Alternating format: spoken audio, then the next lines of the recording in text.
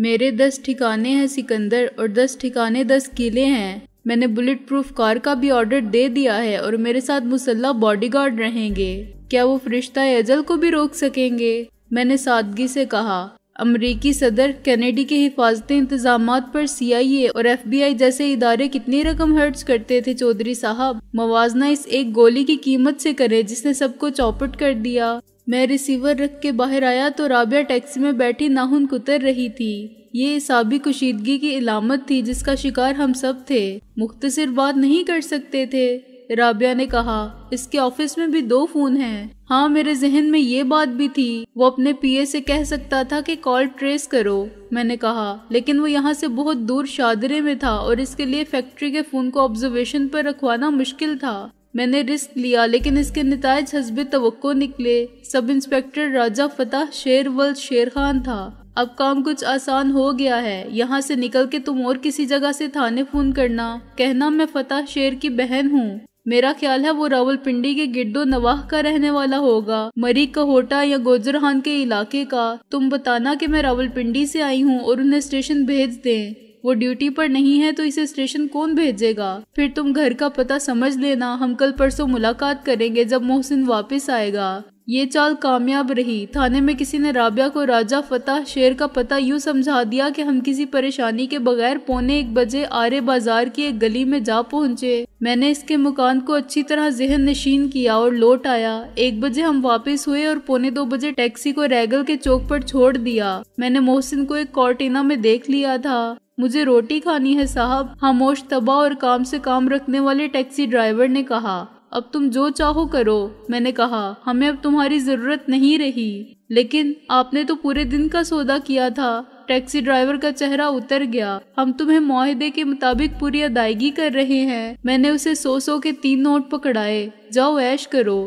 اس فیاضی پر خوش ہو کے اس نے ہمیں زبردست سلام کیا اور رخصت ہو گیا۔ پھر ہم سڑک پار کر کے محسن کی طرف گئے۔ یہاں کیوں کھڑا ہے؟ میں نے کہا۔ ہم نے گارڈینیا میں پارک کرنے کو کہا تھا، وہاں دال میں کچھ کالا تھا۔ وہ بولا، پولیس آئی تھی۔ اچھا، میں نے رابعہ کے ساتھ پیچھے بیٹھتے ہوئے کہا۔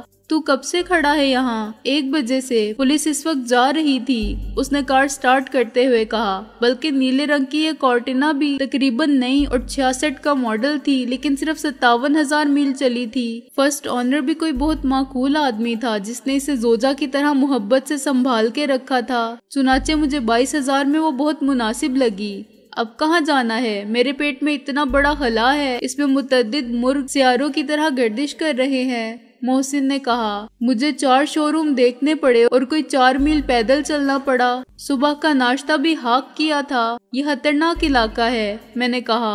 گارڈینیا کے سامنے ٹیلر کی دکان پر بھی پولیس چھاپا مار چکی ہے اور یہ ٹیلر کی دکان وہی ہے جہاں تو گاڑی لے کر کھڑا تھا۔ کس کی تلاش تھی انہیں؟ محسن بولا۔ پہلے آنے والوں کو رابعہ کی، میں نے کہا۔ بعد میں باقی ڈھونڈتے ہوئے آئے تھے۔ انہیں بالترتیب اکرام شیخ اور دلاور نے ہماری فون کال ٹریس کر کے بھیجا تھا۔ گویا اب میری باری ہے۔ محسن ہنسا۔ لیکن میں پہلے ریسٹورنٹ کھاؤں گا۔ ریسٹورنٹ میں کھانا یا ریسٹورنٹ؟ رابعہ ہنسی۔ بھوک سے زبان لڑکھڑا رہی ہے۔ پورا ریسٹورنٹ بی جو کچھ کچن میں ملا وہ کرسیاں سمیت سب کھا جاؤں گا، محسن نے اسے گھور کر کہا۔ کھانے کے بعد میں نے ڈرائیونگ سنبھالی اور ہم محسن کو کالا باغ کے بس سٹاپ تک چھوڑنے گئے۔ رات کے 4:30 بجے تک گھر پہنچ جائے گا تو، میں نے کہا۔ 10 بجے ہمیں فون کر دینا، رابعہ بولی۔ ہم انتظار کریں گے ہوٹل فاران میں۔ میں بھی وہاں 11 بجے تک ملوں گا، میں نے کہا۔ لاہور ہوٹل جا کے سو جاؤں گا۔ اچھا کیا تو نے پہلے ہی وضاحت کر دی، محسن بولا۔ میں یہ نصیحت کرنے والا تھا، تاہم ایک نصیحت اور بھی کرنی ہے۔ واپس آنے تک تمہیں ایک دوسرے کے سوا کسی سے نہیں ملنا ہے اور صرف مندرجہ ذیل کام کرنے ہیں۔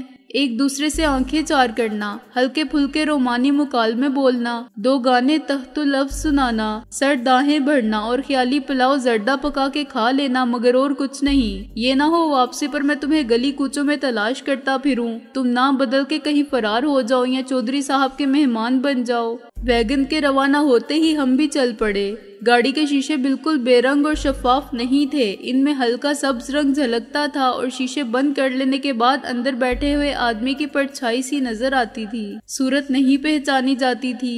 یہ اور بھی اچھی بات تھی کیونکہ سڑک پر کوئی بھی ہمیں صرف سامنے سے دیکھ سکتا تھا، سائڈ سے کسی کی نگاہ پڑنے کا کوئی امکان نہیں تھا۔ میں نے جہانگیر کے مقبرے کا رخ کیا۔ صبح کے مقابلے میں اس وقت آنے والوں کی تعداد بہت کم تھی۔ میں اور رابعہ اوپری حصے کے لان پر ٹہلتے رہے، پھر میں گھاس کے ایک تختے پر لیٹ گیا اور بہت اوپر پھیلے ہوئے آسمان کے نیلے رنگ میں پرواز کرنے والے پرندوں کو دیکھتا رہا۔ رابعہ میرے قریب بیٹھی رہی اور باتیں کرتی رہی، وہ باتیں جو ہم بھول گئے تھے، جن کے لیے نہ ہمیں فرصت ملی تھی اور نہ حالات کی اجازت۔ میں نے اس سے کہہ دیا تھا کہ آج ایک دن کے لیے میں صرف یہ یاد رکھنا چاہتا ہوں کہ میں سکندر ہوں اور تم رابعہ ہو اور میں تم سے محبت کرتا ہوں، اس سے زیادہ کچھ نہیں۔ تمام حادثات اور مسائل، تلخی آلام اور گرم باری ایام، غیروں کی ریشہ دوانیاں اور اپنوں کی نامہربانیاں، ان سب پر آج کے دن عقل و نظر کے اور خیالوں کی گزرگاہ کے سارے دروازے بند کر دو۔ فرض کر لو کہ ہمارے سوا تمام دنیا بے وجود ہو گئی ہے۔ ہم آج ہی اس زمین پر اتارے ہوئے آدم و حوا ہیں جن کا ایک دوسرے کے سوا کوئی نہیں، اور اب ہمارا کوئی مسئلہ ہے تو اپنی دنیا بسانے کا۔ تم نے محسوس کیا رابعہ اس احساس میں کیسی خوشی کی لذت اور سرور کی کیفیت ہے؟ میں نے کہا، ایسی کئی شاموں کو، بہت سی راتوں کی اور صبح کی یاد میرا سرمایہ ہے۔ ایک شام تم اور میں گھر سے نکلے تھے اور شہر کی سڑکوں پر پھرتے رہے تھے۔ ایک رات تمہارے ساتھ میں اس کوٹھی کے مختصر سے لان میں تمہارے ساتھ بیٹھا رہا تھا اور ہم نے اپنی عمر گزشتہ کی کہانی سنائی تھی، اور پھر چاند نکل آیا تھا مگر ہم بیٹھے رہے تھے، اور ایک بار آدھی رات کے بعد سے صبح ہونے تک ہم انکل رضوی کے لان میں تنہا تھے۔ کتنی پرانے وقتوں کی بات لگتی ہے یہ، جیسے میں سفر کے آغاز میں کسی صحنے گلشن سے گزرا تھا اور اس کے بعد کوئی صحرا آ گیا، بے آب و گیاہ اور پرعذاب، دھوپ کی تمازت میں جلتا ہوا، جس میں مصائب کے پرخار کیکٹس تھے، اور آج پھر اچانک میں محبت کی خوشبو سے معمور سایہ دار ٹھنڈے نخلستان میں ہوں۔ یہ راستہ بہت طویل ہو گیا ہے سکندر، رابعہ نے گھٹنوں پر تھوڑی ٹکا کے کہا۔ ہم چلے تھے منزل کی تلاش میں تو آنے والا دن اپنی دسترس میں لگتا تھا۔ راہ کتنی آسان تھی، راستے اور منزلیں ایسے ہی فریب دیتے ہیں۔ میں نے کہا، ہمارے قدم بھٹک گئے ہیں۔ اس نے گھاس کا ایک تنکا توڑ کے چبانا شروع کیا۔ سوچو ہم کیا چاہتے تھے سکندر، آلو چھولے، آئس کریم، کوک صاحب، ایک 10-12 سالہ لڑکے نے دور سے ٹرے لہرا کے کہا۔ میں کہا مار کے اٹھ بیٹھا، تم نے سچ کہا استاد، ہم یہی چاہتے تھے، جاؤ سب لے آؤ۔ رابعہ بھی ہنسی اور لڑکا کچھ نہ سمجھنے کے باوجود ہنسا اور آرڈر کی تعمیل کرنے دوڑ گیا۔ زندگی یہی ہے، آلو چھولے، آئس کریم اور کوک۔ میں نے کہا، ترش اور شیریں، گرم اور نرم، کوک کی طرح سنسناتی ہوئی اور آئس کریم کی طرح سرد۔ اس لڑکے نے تو سارے سوالات کا جواب دے دیا۔ شام ڈھلے ہم واپس ہوئے تو بچوں کی طرح خوش تھے اور بات بات پر کہے لگا رہے تھے۔ یہ کئی ماہ کی جذباتی تھکن تھی اور تفکرات کا باڑ تھا اور ذہنی انتشار کا دباؤ تھا۔ آج کی شام مسیحائے غم دوراں بن کے آئی تھی۔ شب ابر غم میں اچانک رابعہ کے حسن کا ماہ کامل طلوع ہو گیا تھا اور محبت کے چاندنی نے دل میں اتر کے مایوسی کی سب تاریکی مٹا دی تھی اور روح کے ہر گوشے کو روشن کر دیا تھا۔ میں خود کو بہت ہلکا پھلکا، آزاد اور بدلا ہوا محسوس کر رہا تھا، وہی جو میں تھا اور اب پھر ہونا چاہتا تھا۔ کل پھر وہی دشت کی مسافت ہوگی، نفرتوں، عداوتوں اور عقوبتوں کے کانٹوں سے پر راستے ہوں گے اور زندگی کے امتحان ہوں گے، لیکن آج کی شام تو اپنی ہے اور اس کے دامن میں جتنے خوشبو کے پھول ہیں اپنے ہیں اور چاہتوں کے جتنے اجالے ہیں اپنے ہیں۔ آؤ کہ کوئی خواب نہیں کل کے واسطے۔ میں نے گاڑی کو ٹائسٹن مارکیٹ کے سامنے روک دیا۔ اب یہاں کیا کام ہے؟ رابعہ بولی۔ ایک ساڑی خریدنی ہے، میں نے کہا، جس کا رنگ آسمان کی طرح شفاف نیلا ہو اور اس میں زرد پھول ہوں۔ یہ کیا خبط ہے؟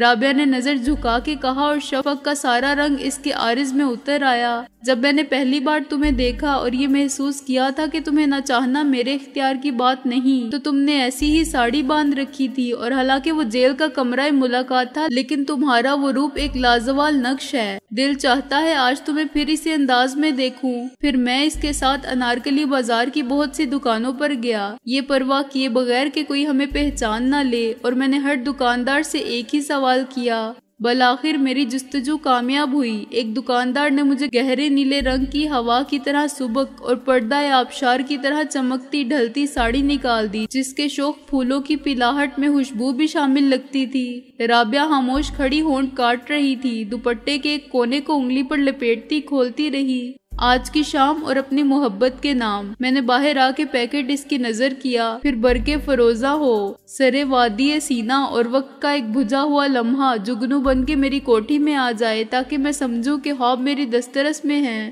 ایسی باتیں مت کیا کرو سکندر، وقت تو گزر جاتا ہے لیکن اس کی بازگشت آسیب بن کے میرا پیچھا کرتی ہے۔ وہ میرے کندھے پر سر رکھ کے بولی، کل بھی تو زندہ رہنا ہے مجھے، تنہائی میں یادیں زیادہ ستاتی ہے۔ میں نے اس کی طرف دیکھا اور چند سیکنڈ کے لیے ماضی، حال اور مستقبل اسے ایک نظر میں سمٹ گئے۔ جب کچھ کہے بغیر ہم نے عہد وفا کو استوار کیا، محبت کے یقین کی اتنی دولت سمیٹ لی کہ مسافت عدم تک دل کبھی مفلس نہ ہو، اور وہ سب کہہ دیا جو ساری دنیا کے ساری زبانوں کے الفاظ میں نہیں کہا جا سکتا تھا لیکن سمجھا جا سکتا تھا۔ کیا تمہارا دل نہیں چاہتا رابعہ کہ موت اسی لمحے کو جاوداں کر دے؟ سچ کہو۔ نہیں سکندر، میں اس وقت تک مرنا نہیں چاہتی جب تک ہر خواب آرزو کو تعبیر نہ مل جائے۔ میں نے کتنے دن اور کتنی راتیں اپنے انہی خوابوں کو سجاتے سنوارتے گزار دی ہیں۔ اب تم چاہتے ہو کہ میں ان سے دستبردار ہو جاؤں، یہ سمجھ لوں کہ وہ سب فریب تھا جو میں نے خود کو دیا اور خواب سب جھوٹے ہوتے ہیں۔ وہ آنکھیں بند کر کے بولی، چلو آگے چلو، رکنے سے منزل نہیں ملتی۔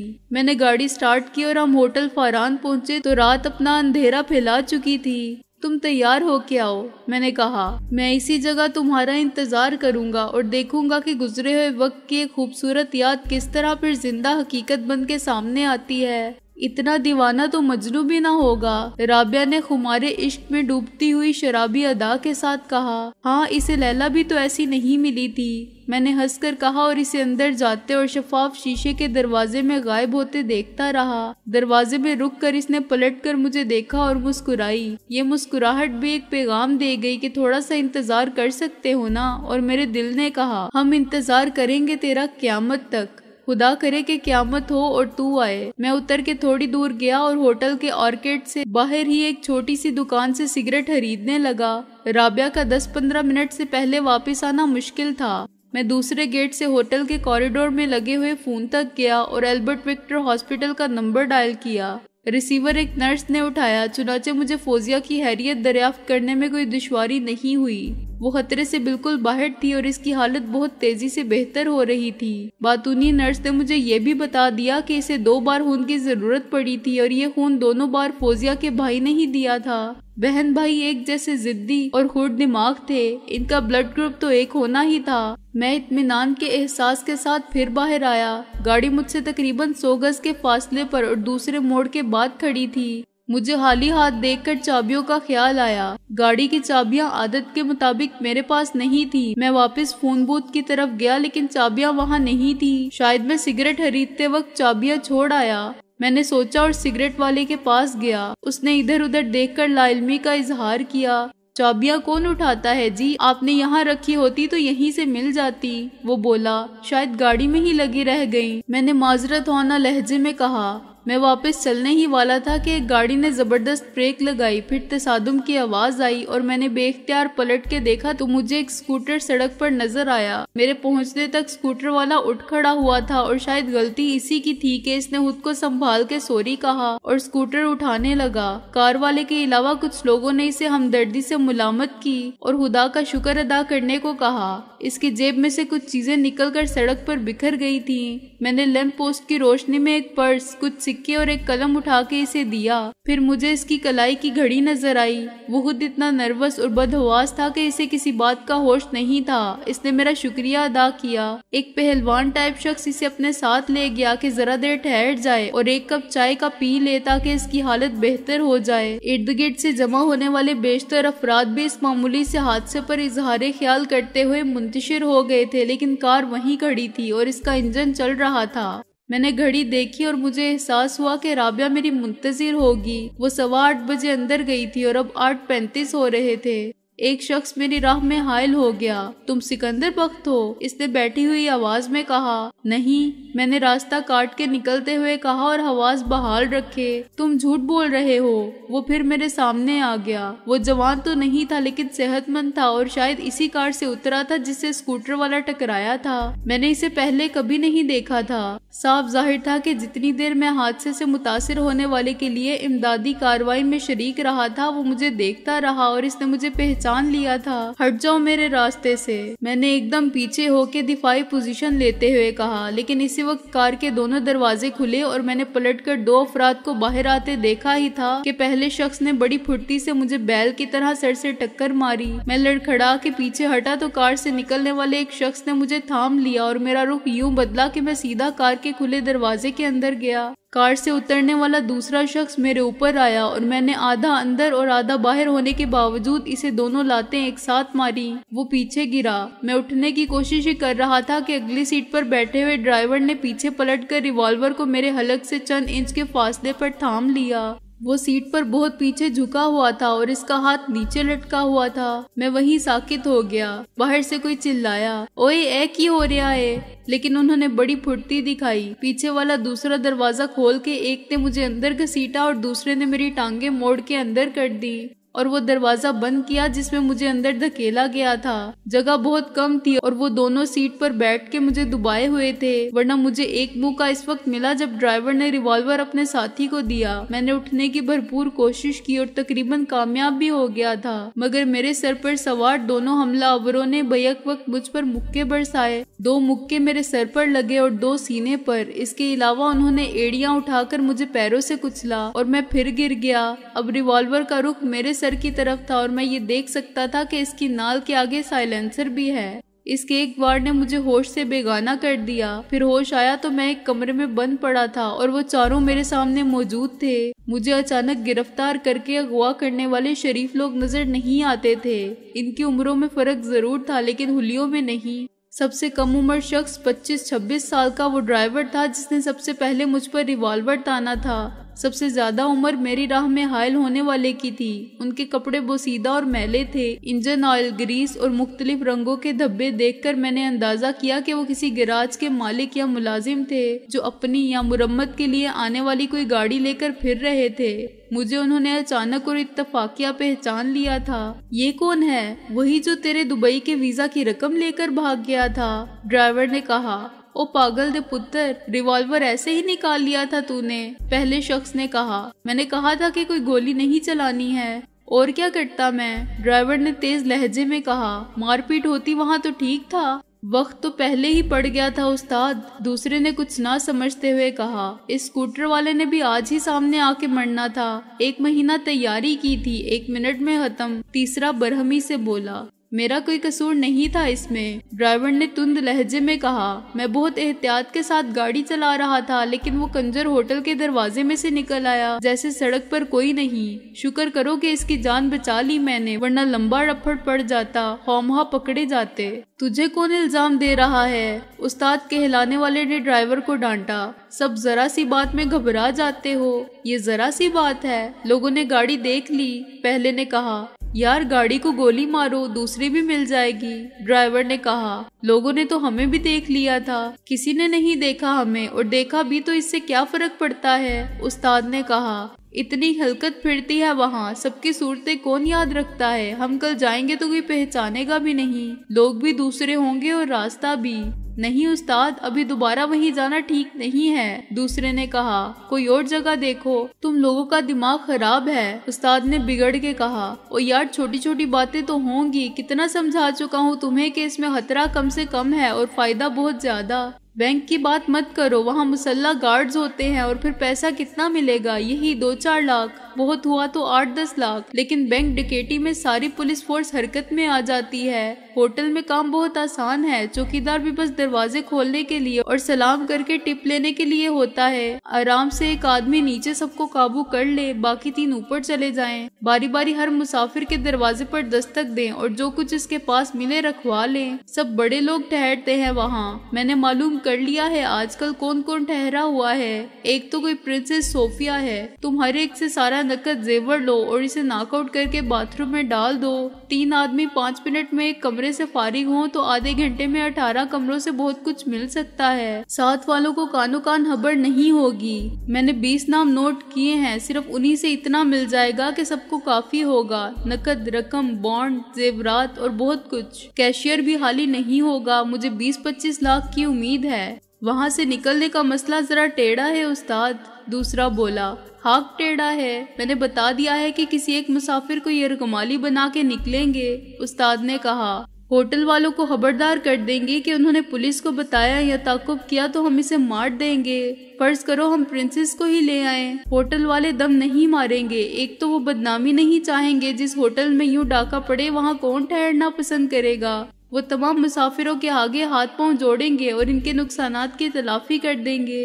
20-25 लाख का नुकसान होगा तो होटल वालों का, मगर वो इस नुकसान को बर्दाश्त कर लेंगे और कारोबार को तबाह होने से बचा लेंगे। प्रिंसेस के अलावा वहाँ एक नया जोड़ा भी ठहरा हुआ है और मुझे मालूम हुआ है कि वो किसी सनतकार की बेटी है, लड़का किसी जमींदार का बेटा है। दोनों ने छुपकर शादी की है। प्रिंसेस के साथ हम उन्हें भी ले आए तो हमारी पोजीशन और बेहतर हो जाएगी। होटल वाले ये हरगिज नहीं चाहेंगे कि मामला 3 मुसाफिरों के कत्ल तक पहुंचे। जब इनको मालूम होगा कि यरगमाली VIP किस्म के लोग हैं तो इनकी सट्टी गुम हो जाएगी। सनतकार की बेटी और दामाद के बदले कुछ वसूल नहीं हो सकता। ड्राइवर बोला, माँ बाप से नहीं, फिर केस पुलिस के पास जरूर चला जाएगा, उस्ताद ने सख्ती से कहा, वरना वो मामले को दुबाएंगे और होटल वालों को भी कुछ नहीं करने देंगे। इनकी अपनी बदनामी होगी अगर खबर छुपी। ये भी हो सकता है वो मुसाफिरों का नुकसान पूरा करने में होटल वालों के साथ माली ताउन करें, 2-4 लाख दे दें और अपने बच्चों के अलावा अपनी इज्जत बचाएं। हम 24 घंटे बाद सबको रहा कर देंगे। पुलिस के चक्कर से सब बचते हैं, नुकसानात की तलाफी हो जाएगी तो सब खामोशी से निकल जाना बेहतर समझेंगे। डकैती बैंक की हो तो अखबार शोर मचा देते हैं। ये मामला तो ऐसा दबेगा कि बाद में किसी मुसाफिर ने जिक्र भी किया तो होटल वाले इसे साफ झूठ करार देंगे और इसकी तरदीद भी शाया कर देंगे। हम बिल्कुल महफूज हैं।